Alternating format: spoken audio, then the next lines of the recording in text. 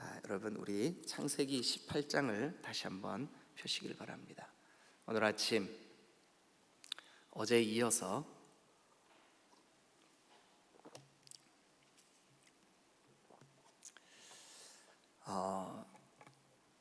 이 창세기 18장 19절은 사실 아브라함을 부른 목적이기도 하고 아브라함의 후손인 믿음의 자손인 우리, 그러니까 아브라함이 믿음의 조상이잖아요. 그 믿음의 후손인 우리를 부르신 목적이기도 합니다. 자, 먼저 여러분들이 가지고 계신 개역개정 성경으로 다 같이 한번 봉독하겠습니다. 다 같이 읽겠습니다. 18장 19절입니다. 시작. 내가 그로 그 자식과 권속에게 명하여 여호와의 도를 지켜 의와 공도를 행하게 하려고 그를 택하였나니. 이제는 쉬운 번역입니다. 자, 쉬운 번역, 표준 새번역이라는 성경인데요, 그것을 앞에 화면에 있으니까 같이 한번 읽어보도록 하겠습니다. 시작.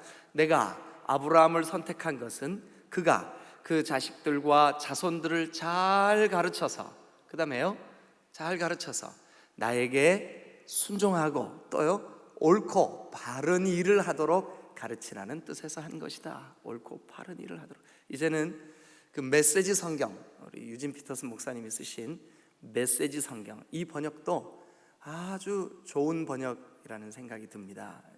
제가 그 원어하고 이렇게 비교를 하면서 이렇게 보니까 야, 이 목사님 참 대단하시다. 이게 번역이 너무 잘 돼 있는 번역 같아요. 그래서 그 메시지 성경으로도 우리 같이 한번 읽어보죠. 그러면 여러분들이 이 18장 19절에 아브라함을 택한 목적이 기록되어 있는 이 본문이 여러분들에게 좀 이해가 확 될 거예요. 자, 메시지 성경으로 한번 같이 읽어보죠. 시작. 그렇다. 내가 그를 선택한 것은, 자, 누구예요? 그가 아브라함. 아브라함의 후손인 우리. 내가 아브라함을 택한 것은, 내가 아브라함을 선택한 것은, 내가 아브라함의 후손인 너희를 택한 것은 왜 택했냐? 시작. 그가 자기 자녀와 후손을 가르쳐 뭐 하게 하려고요? 하나님의 생활 방식을 따라 생활하고, 그죠? 하나님의 생활 방식. 전에는요, 저 메소포타미아에 갈대아 우르에 살 때는 하나님의 생활 방식이 아니었어요. 세속적인 가치관, 우상 만드는 일, 돈 벌고 자기의 유익을 구하고, 그래서 이름이 아브람이었었다니까요. 존귀한 아버지. 근데 그 말의 뉘앙스가 굉장히 자기중심적이에요. 약간은 느낌이 그래요. 그런데 그 이름이 바뀌어버렸어요. 어떻게 해요? 아버지예요. 라함, 모든 사람을 품을 수 있는 아버지가 되었어요. 열방의 아버지가 되었어요. 여러분, 신앙의 성숙이라는 것은 처음에는 나밖에 몰라요. 나만을 위한 신앙생활을 한다고요. 그런데 신기하죠. 신앙이 점점 자라잖아요. 그러면 다른 사람의 아픔이 눈에 보여요. 이번에 몇몇 분들이, 좀 전에 우리가 같이 중보기도 한 박광순 성도님이 쓰러졌다는 얘기를 듣자마자 그 가슴에 안타까운 마음으로 함께 중보기도에 참여하고 함께 기도로 주님의 도우심을 구하고, 하나님 도와주세요. 몇몇 권사님들이 참 기도하는 모습을 보면서 제 마음에 참 감사하다. 우리 딤돌교회가 소망이 있다. 아주 감동이 됐어요. 여러분, 그렇습니다. 정말 그 전에는 아브라함이 자기 목숨 건지려고 그 아내를 누이라고 이렇게 하기도 하고, 물론 여러 가지 정황상 그가 그게 나쁜 짓일까? 그거는 좀 고민해 볼 필요가 있어요. 그럼에도 불구하고 이제는 하나님의 생활 방식을 따르게 됐어요. 이 번역을 다시 한번 보세요. 이제는 하나님의 생활 방식을 따르게 됐어요. 99세쯤 되니까. 자, 번역 한 번 더 띄워주세요. 마지막 제가 보내드린 번역이에요. 하나님의 생활 방식을 따라 어떻게 됐대요? 친절하고 또요 너그럽고 또요 바르게 살게 하려는. 전에는 안 그랬던 거예요. 전에는. 자, 그래서 하나님의 생활 방식, 즉 하나님의 가치관으로 변화되고 있는 아브라함에게 나타난 첫 번째 현상, 이웃사랑이라고요. 이웃사랑. 그게 이제 제가 어제 여러분들과 함께 나눴던 말씀이에요. 오늘 두 번째.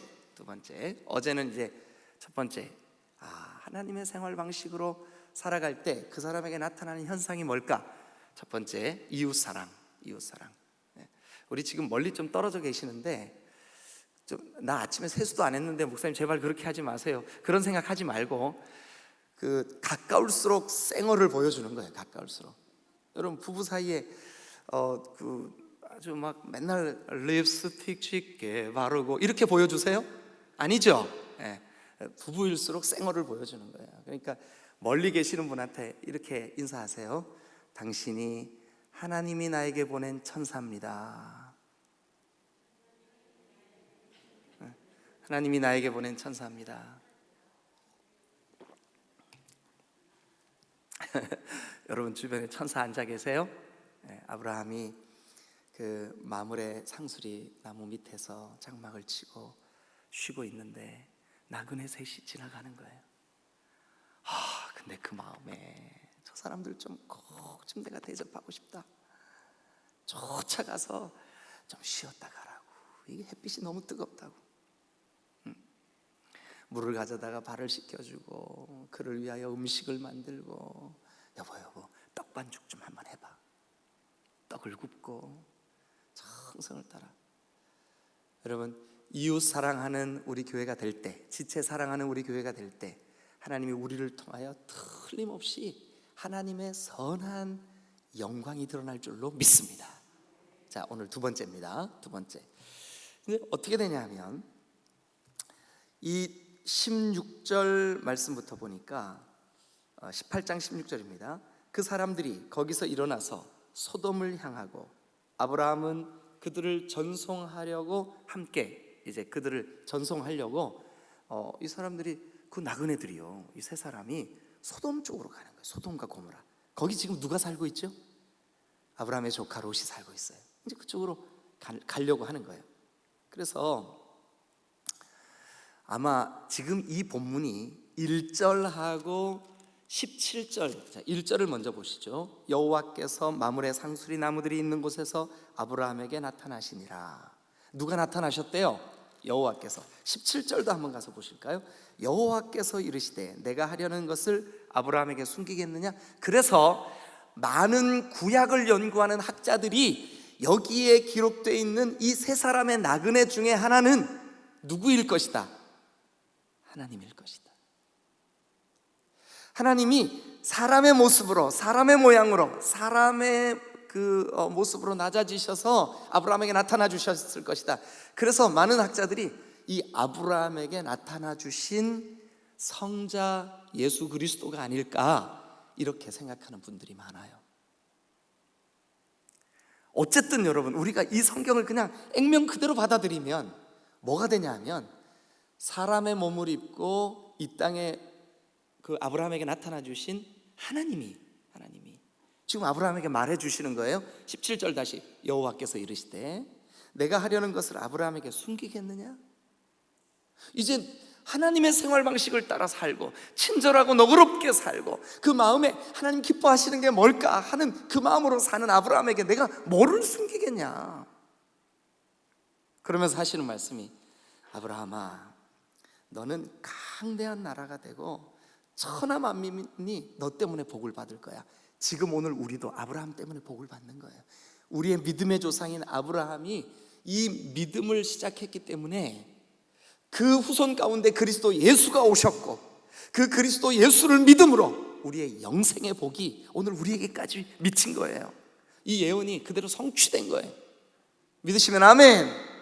그런데 그 다음을 보죠. 내가 그로 그 자식과 권석에게 명하여 여호와의 도를 지켜 의와 공도를 행하게 하려고 그를 택하였는데, 이렇게 하려고 그를 택하였는데 내가 뭘 숨기겠냐? 여러분, 우리가 하나님과 친밀해지고 우리가 하나님의 생활 방식을 따라 하나님이 기뻐하시는 대로 살면 순간순간 성령이 우리의 마음을 감동하셔서 하나님의 뜻과 하나님의 계획을 말씀으로 이렇게 우리에게 깨닫게 하실 줄로 믿습니다. 그 은혜가 이 아침 이 첫 새벽을 주님께 올려드리는 여러분들에게 있게 되시기를 주님의 이름으로 축원합니다.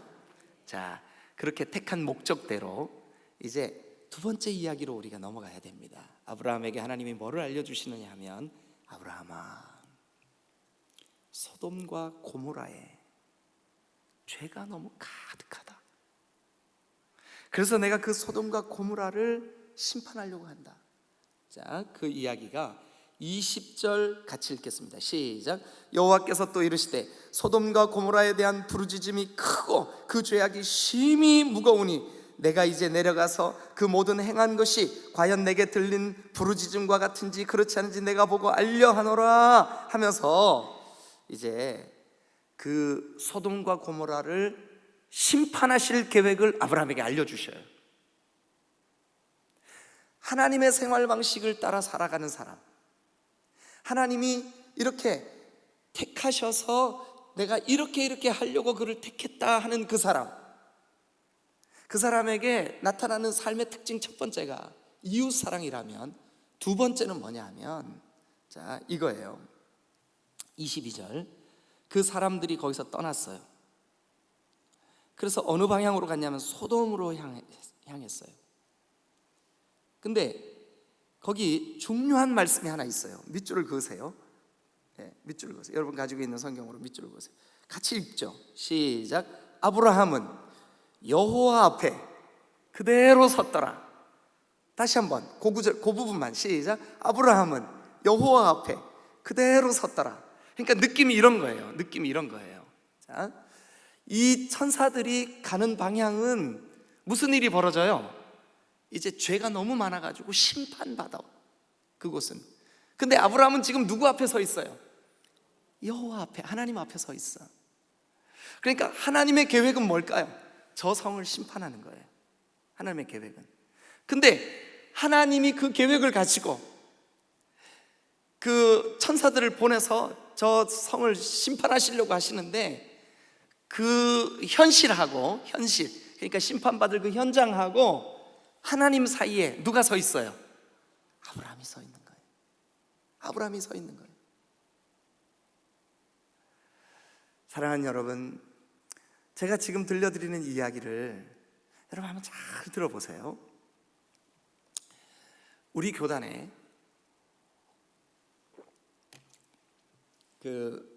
제가 교회, 아주 오래된 이야기라서 교회 이름하고 이런 것들을 좀 잊어버렸어요. 이 말씀을 전하려고 하니까 이게 생각이 났어요. 그래서 정확하게 이렇게 전달을 잘 못하겠는데, 어쨌든 내용이 이거예요. 어느 교회가 선교사님 한 분을 파송을 하셨어요. 그런데 이 선교사님을 아프리카의 아주 미개한 지역의 선교사로 파송을 한 거예요.